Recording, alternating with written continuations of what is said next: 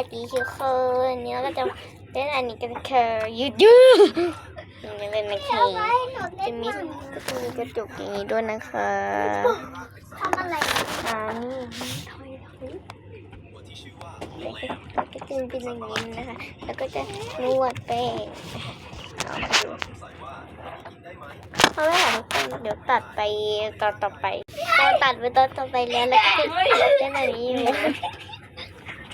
เดี๋ยวตัดไปตอนต่อไปที่เราแบบม้วนอันนี้เสร็จหน่อยนะนี่ค่ะทุกคนนี่ค่ะทุกคนก็จะได้อันหนึ่งแล้วนะคะตัดไปตอนต่อไปนี่ทุกคนจะได้แบบนี้นะคะนี่ทุกคนนี่ก็จะเป็น3 เฉดแบบนี้เลยสิงโตไม่สามีก่อน แน่เยี่ยมที่สุดนี่ทุกคนเราถ่ายจากกับไม่แห้งโคตรเจียม